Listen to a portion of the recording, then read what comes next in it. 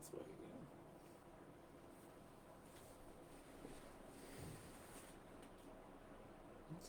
now. Oh, Oh, we're there.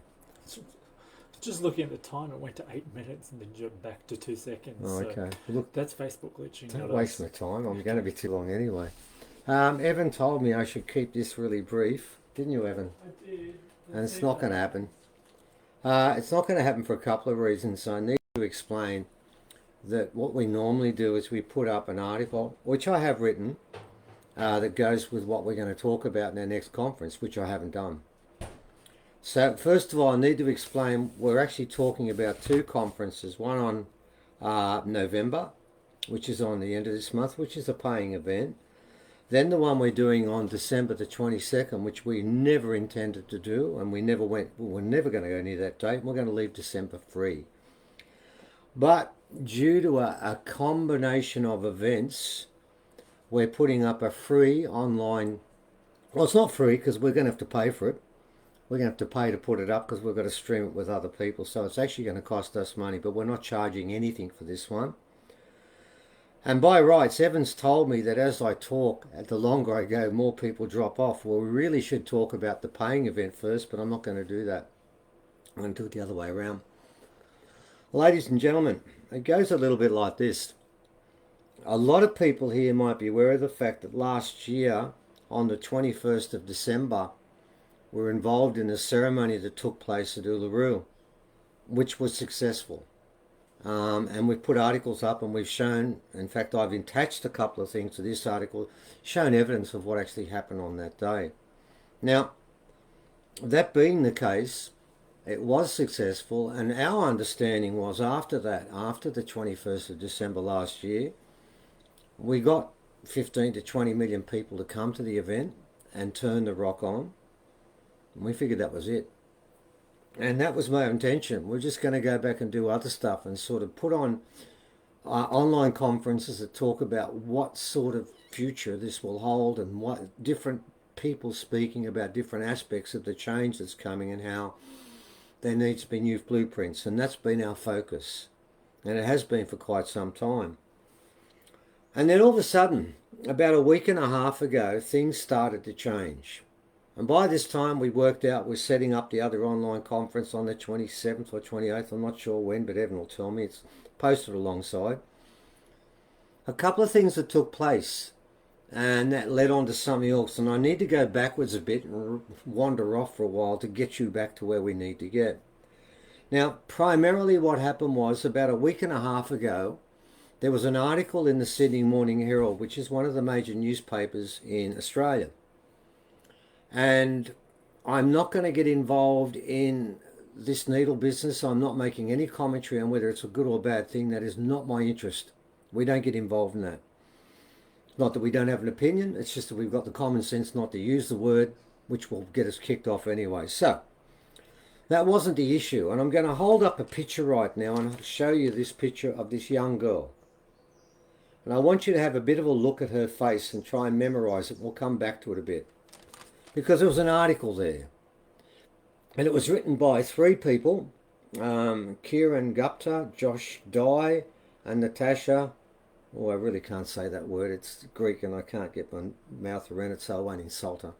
They wrote an article about these kids.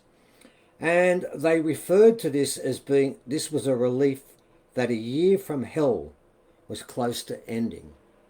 And that resonated with me because these kids in year 12, this is the final year. They start in kindergarten when they're 5 and they finish when they're 18. And after that, their life changes completely. They become adults, they get jobs, and everything changes.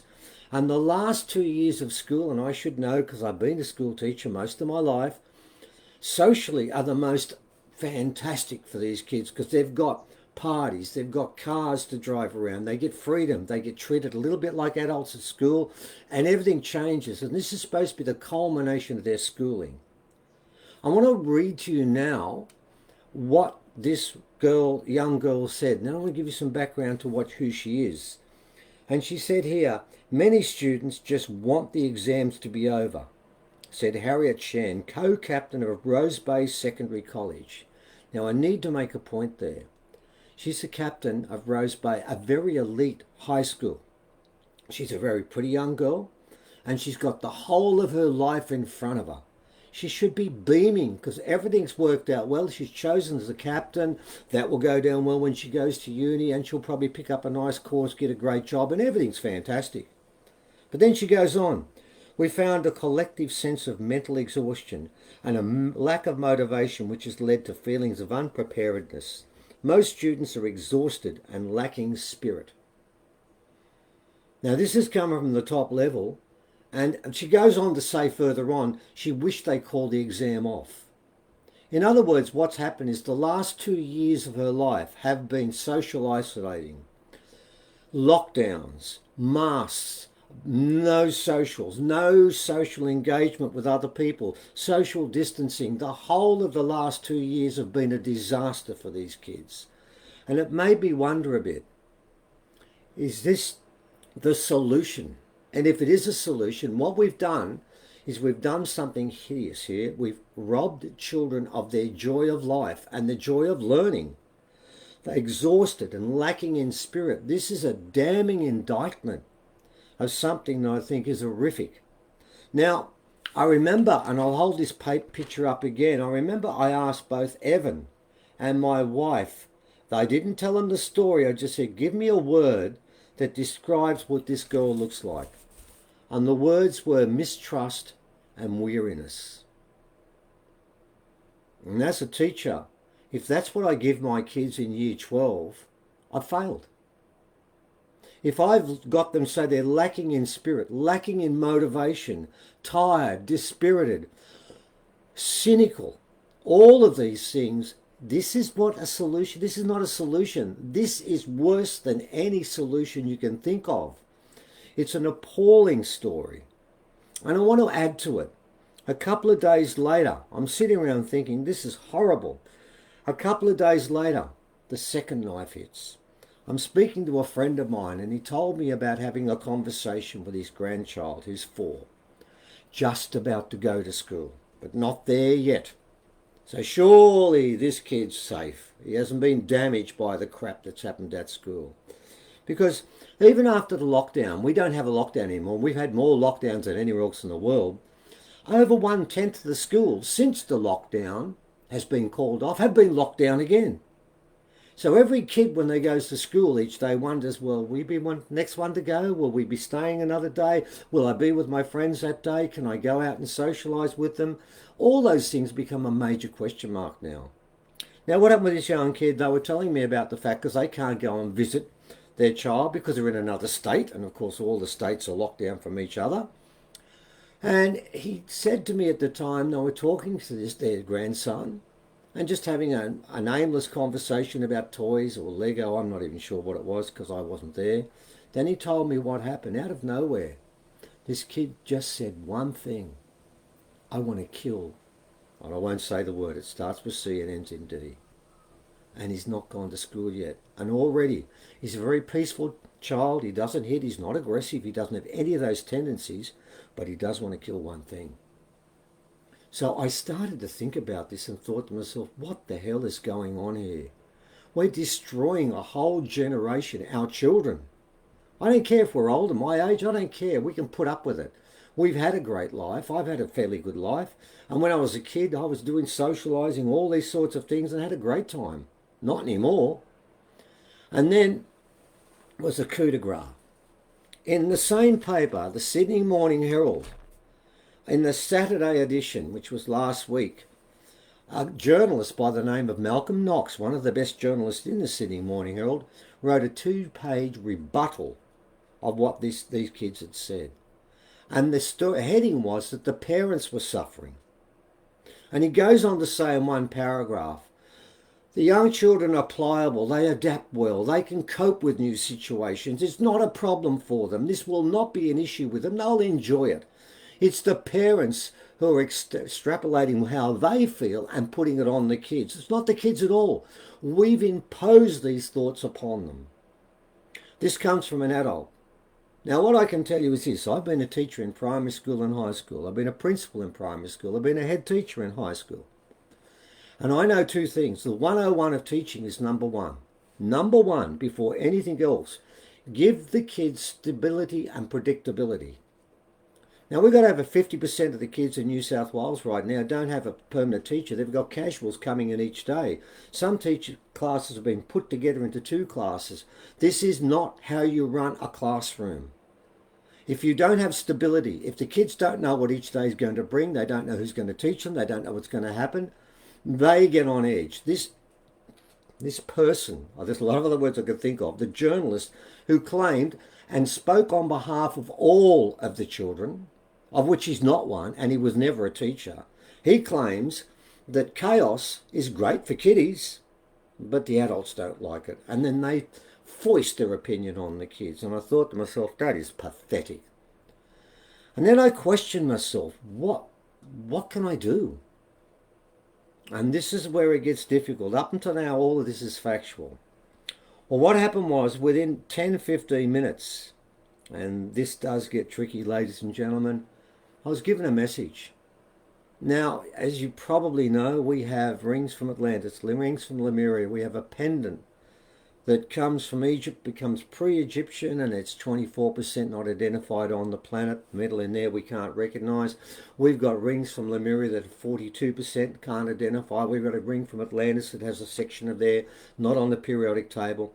We have these rings. We have the rocks, the sacred rocks, which we're putting back on the country, as you know. That's been slowed up a bit because of this same problem. And then we've also got the skulls. One that's an off-world skull and one that's a Homo sapien. We've got all sorts of objects there that are incredibly powerful, not just on a technological viewpoint, but from, more importantly, a magical viewpoint. They have powers, and I'm fully aware of those powers, and I've given many conversations, many articles have written about the fact that there's 2 parts to these objects. Well, as a group, they made not a request, but a demand. What they've said, and by the way, a week and a half ago, we didn't have any of this now. Didn't have this on our agenda, but they wanted to fight back. And I thought to myself, whoa, hang on for a sec. What are you guys talking about? Yes, we have killing rocks. Yes, we have 3 rocks that stop all the curses and nearly kill 1 person, and we've told stories about that. Yes, I know these rocks can do this, but I'm not going to use them like that anymore. Might have done before, but I'm not anymore. And I thought to myself, well, what are you guys talking about? Definitely had a message from them, ladies and gentlemen. You're just going to have to put up with that. That's part of this truth. So, I put 1 ring, 1 piece of bone from the alien, and 1 rock, and I put them on my bedside table, and I said, okay, I have no idea what you're talking about. Give it to me that night. When I woke up in the morning, I was given this, and this is what we're doing. We're going to put up another circle like we did before, which was just rocks, not this time. This will have bones. Now, the bones are still within the premises of the house, so I'm allowed to do that. I know the government's made it clear if I get them tested or taken away from the house, I'll be arrested. Well, this is okay. You can't arrest me for this. We're going to put the bones inside the circle. We're going to put the rings inside the circle. We're going to put the pendant. We're going to put the Egyptian bone that we know belongs to Nefertari inside that circle. We're going to put all these sacred objects inside that circle. And we're going to do it, and I was told when, the summer solstice, which we did last time, and that was also the conjunction of 2 planets, but I don't think we have 2 planets conjunction, so we're going to go with the summer solstice, and we're going to do it on the 22nd of December. Now, the good news is that the people in Europe and America last time were doing this in the night. I know the people in Iceland were doing in the middle of the night. It was freezing cold. Well, the timing of this solstice is wonderful for the Northern Hemisphere. It works out in New York, it's 11 o'clock in the morning, Los Angeles, 7, 8 o'clock, London, 4 o'clock in the afternoon, and in Australia it's 2:59 in the morning. This time we're wearing it. Well, we talked about this today, and I said, no, we've got to do it in the solstice. This is what they told me they wanted. And what they are saying is this: I'm going to line these ones up because, as you know, some of these were at the ceremony last time and some were taken to the rock the day before to give them the second ceremony. Their suggestion is this: there's been so much negativity, so much bad news, so much grief, and so many signs, so many placards, so many protests, which I'm all for. I've got no issue with that. But to an extent, there's one drawback with all this. I've listened to the talks when there's been protests and stuff, and people are yelling and people are cheering and stuff, but that's not what we want to do here. Because there's frustration and anger in the voices there. This is not what I'm looking for. It's not what they want. They don't want to harm anyone. They want to do what happened a year ago. They want to flood the world with positive thoughts and positive vibration and positive thoughts, meditation, whatever you want to do. And we're going to do it exactly when the summer solstice takes place, which is 2:59 around it in Sydney, and a little bit different at Uluru. We're going to ask all the same people who joined in before to join in a second time. Because this earth, it is changing. It began. I've said before, and we've posted a few pictures of things that happened to prove that this actually was successful. Yes, the rock exploded. And we got film of that at 7:36 in white energy that came out of the rock. We filmed it. Yes, there was a UFO that circled above and then magically just disappeared into that blue hole, into the massive, amazing sky cloud above us. All those things we've shown you pictures of, and we put a few of them up. There's more in an article you can read if you wish, if you haven't seen it. They're not saying they're going to do that again, but what they're saying is this solstice coming up and the one that follows, they want people to stop, to pause, to reflect, and just think positive thoughts. Leave your spears at the door for this one. This is not about protesting. This is about energizing the planet. And this is what we're trying to do. This is meant to be an event which is not my idea. I've got to make that point. A week and a half ago, I really thought Evan and I were just playing the role of frustrated spectators watching the world divide into two paths. And don't tell me that hasn't happened, because it has, and that's what we told you would happen. It's what the Hopi said would happen. It's what the Inuit said would happen. It's what the Mayans said would happen. It's what that ceremony at Uluru was about. That has happened. People have to make a choice, but at the moment, we need to get a counterbalance. And what the rocks are saying is we flood the world with positivity, and that will embolden those of us who feel that we've been overwhelmed with the negativity, and will also give others a chance to sit back and make a choice and decide what they're doing. And seriously, this is not a story about whether you put something in your arm or not. I know people have made all sorts of predictions about what's going to happen when that takes place. We're not into that part of it. They may be right, they may be wrong. That is not what we're talking about. We're talking about the fact that there need to be people that need to be positive, that need to be spiritual, and need to be radiating goodwill at every step, everywhere they go, and never descend into division and us and them. That's not what this is about. And us can be on either side, and them can be on either side, because people are attacking each other on both sides. They're saying bad things about one group, and the other group is saying bad things back. That's not what this is about. This is something completely different. And what we're doing is to make sure that people don't get messed up with this. If we made this, we charge 1 cent, people would say we're profiteering out of it. So what's going to happen is we're going to have to pay to set the whole thing up, so we make a loss out of this. We make nothing from this, and we lose money doing it. But I don't want this tainted with money. We are offering this for free. And what we will be doing on that day is on that day, well, that morning for us, about half an hour before we come on, I will introduce you to some of the rocks that you know about before, or may not know, and some of the new participants that will be set up in one large circle.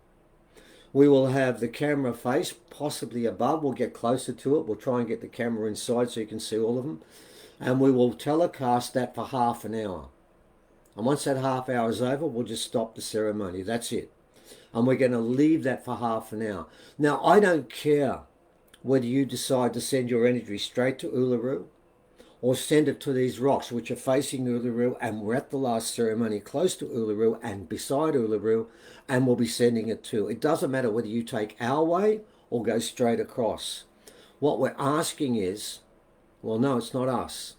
It's what the rocks, what the rings, what the pendants, what the bones and what the skulls are asking is that humans unite. Because when we unite, there's nothing that's more powerful than people having the same positive thoughts. And positive thoughts are far more powerful than negative thoughts. So what we are saying right now is that now at the moment, when things are falling apart in every level, all the governments are falling apart, everyone's fighting with each other, this is part of what's supposed to happen. Don't stand in that gutter. Join us and we'll stand on top of the hill. And for that half hour, all we're going to do is do what we did before. I'm not saying that Uluru is going to explode again because it already has. Maybe we're going to ramp up the energy that's coming out of that. I don't know. I have no idea why I was asked to do this. All I can say is that this is what we've been asked to do. Well, not asked, we've been demanded that we must do it. And what we're doing is extending an invitation for you guys to come and join us. Now, there is an article I've attached, which theoretically should be about the online conference, but it's not. It's just about what I've said. And I've spoken about the issues with that young girl and the look of absolute despair that reeks out of her eyes, the disappointment, the frustration, and the bitterness about the fact that some of the best years of her life were stolen off her because they were told to do these things and most of them didn't want to do it. You've got to remember that to my knowledge, nobody, children, rarely get affected by this. They are the ones who are basically semi-immune. Occasionally they get a sniffle. I don't know of any child in Australia under the age of 12 who's died from this, and I think one over 12 through to 17 has. Well, that happens with all the other things, with whooping cough, which is not mandatory, all that stuff. That's part of life anyway. They weren't part of what this was about. They weren't being directly affected, but they've been made to suffer. Well, we're saying the suffering stops, and the way to do this is for us to put positive energy into this place. As somebody said there, someone just wrote down, it's just energy, nothing mysterious. Absolutely. That's all it is. But it's a type of energy that this planet needs right now. And you people, the ones that joined us before and the ones who didn't, that may want to join us this time. And if you don't believe that the last one worked, we've got an article that we wrote about that. Have a look at our website, you'll see it. And we've taken a couple of videos from that and put it in this one, just a few, but there's a lot more if you want to look at it. It did work. And I believe it's going to work again. So, what that means is, we'll now get on to the paying part of the equation. The next conference we're going to do, which was supposed to be all about America. Well, it still is, because Leonard is going to be talking from an American perspective, so is Dr. Rita. Phoebe and Paul, who've been to America and been to see the Mayans, Aztecs and others, they're going to talk about that too. And we're going to do some archaeology that shows us that the original people were in America hundreds of thousands of years ago. Particularly a new piece of archaeology has come up where basically all of the critics have stopped arguing about the fact that the American Indians you know of today are the second settlers in that country, and there was someone before that. And we know they were original. We will get to talk about that, but we will do that, and we'll probably carry it on to the next one because we're not going to finish it. Before we do that, I'll be talking about this again, and what I will be doing is I'll be introducing a couple of the new players with some more information that's been given about their powers that we got quite recently. So, ladies and gentlemen, I was going to try and make this less about 10 minutes, and I knew once this happened it wouldn't happen. I would ask that you join us for our online conference this time around, where you'll get some more information about what we're going to do in a bit more detail, and I'll introduce a few of the players. Then we'll go on with our story about America, and if you want to come and join us, yes, you've got to pay $27, but remember it's all shared equally amongst all the people there. And the one that follows in January, we will be all, what we're basically doing So we're going to do a couple of shows about what we call first yarns. And Matthew is going, and Trudy in the second one, are going to do first yarns from an original perspective, but we're going to do some first yarns from an American perspective. And I want to leave you with something. I would appreciate it if you would join us for that one. And if you don't, fine, then come to the free one where it costs nothing. I would ask that you spread this around, because I think we've told you before that we can't.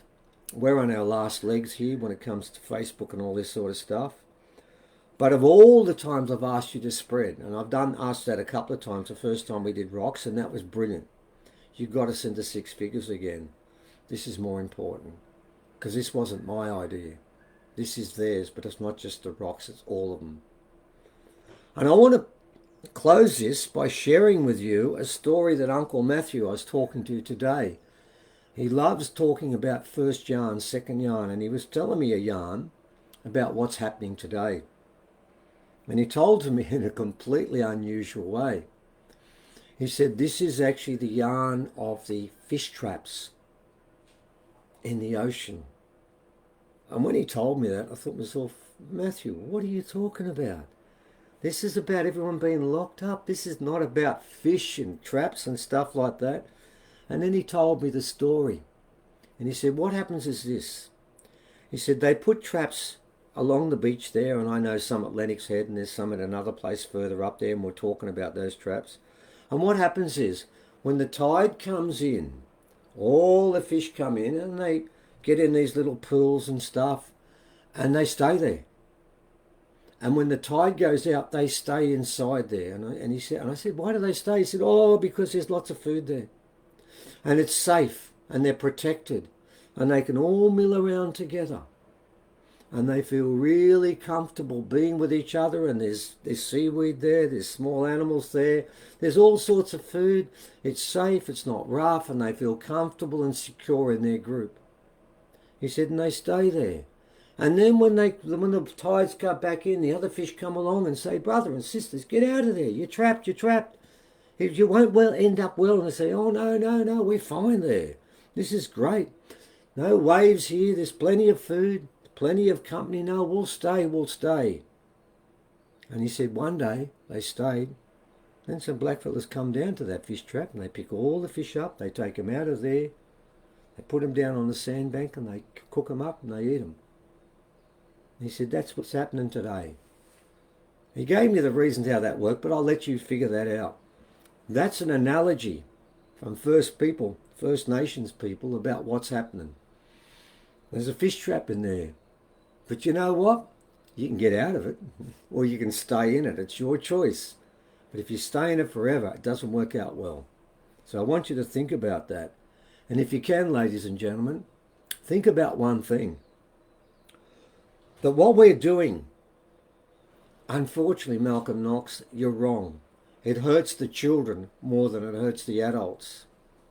Because when they grow up without motivation, without spirit, they become adults, and they still don't have that motivation and spirit, because it was stolen from them when they were children.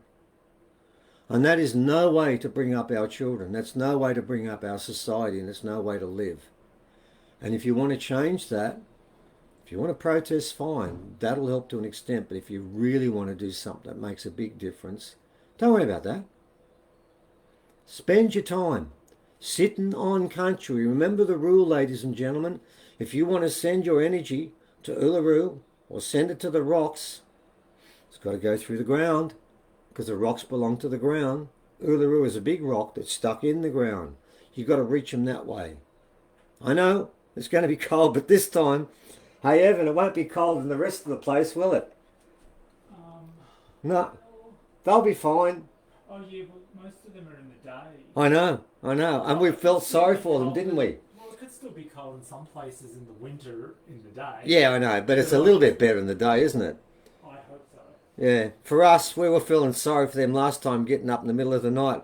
Evan and I both ummed and ahed and thought, I wonder if we could face this, but no, we can't. We said last time it linked in with the solstice. We've got to go with that. We've got to stay with that. And plus, to be honest, I was told by the rocks, I was told by the rings, I was told by the skulls, it has to be the same time at the same solstice. So ladies and gentlemen, we're inviting you to come and join us. We'll have that on for an hour. I'll just introduce a few to begin with, then we do half an hour and we turn the thing off. But I'm asking you to tell others to come and join us too. Okay, this is a positive way to put something back into this planet, because at the moment the planet and everyone on this planet is suffering and we're being covered with negativity.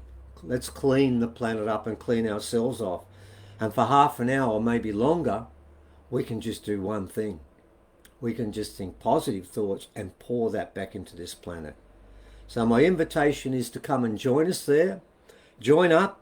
There's a link, I think, in about a week out. Is that right? A week out, then we can give them the full link, can't we, Evan? Yeah, and we'll be co-streaming it with several different of our friends. Yeah. And it'll be on YouTube. It'll be streamed for YouTube and Facebook.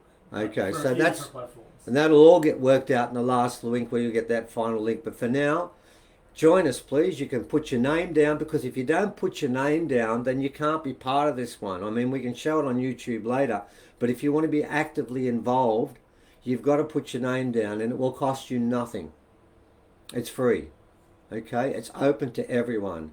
And I would ask the people who are watching this and the people who will watch this further on in the piece, all of those people, would you please, once you've seen this, could you pass this on and tell them, yeah, it goes for, oh God, 31 minutes. Oh hell. I know it goes for a period of time, but really, it really is important. It can make a difference. And I apologize for the length. I'll finish now. And I'd invite you to come and join us. And if you can, if you want to come and join the other one where you've got to pay a little bit of money, a couple of cups of coffee, we'll have an interesting day talking about America and the fact that it's all one planet and the same stories come out everywhere. And we're going to throw in a little bit more about the rings and the rocks and what they want to happen. Please come and join us, and thank you for listening.